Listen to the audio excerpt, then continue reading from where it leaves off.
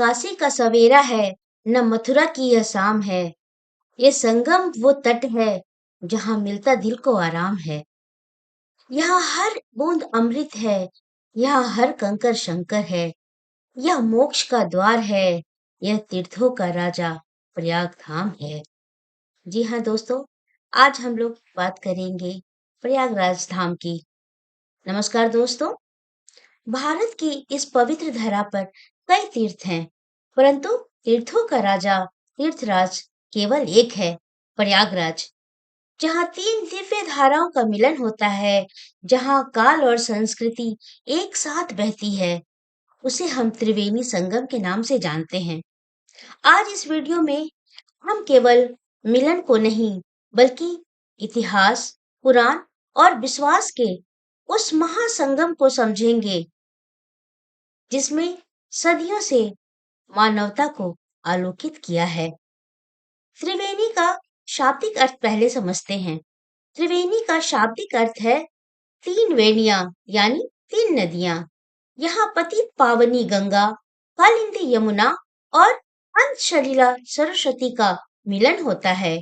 गंगा का श्वेत जल और यमुना का श्यामल जल स्पष्ट रूप से मिलते हुए दिखाई देते हैं, जबकि ज्ञान की प्रतीक सरस्वती यहाँ अदृश्य रूप में प्रवाहित मानी जाती है।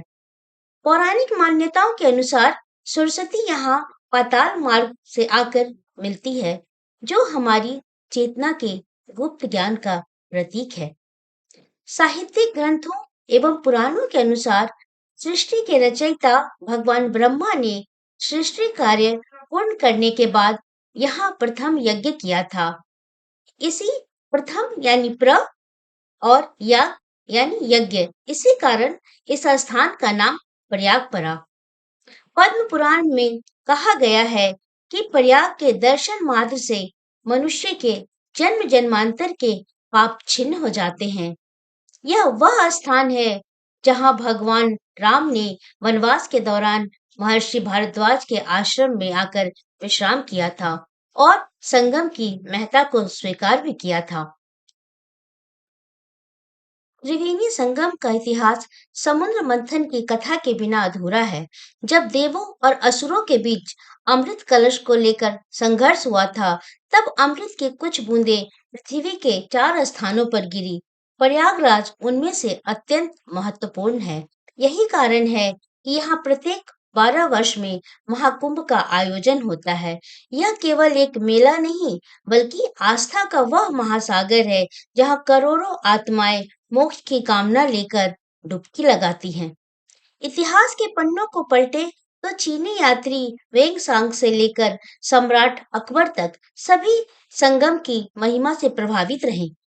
सम्राट अकबर ने यहाँ की आध्यात्मिक शक्ति को देखते हुए इलाहाबाद किले का निर्माण करवाया। स्वतंत्रता संग्राम के दौरान भी संगम की यह भूमि आजादी मतवालों का मुख्य केंद्र बनी रही।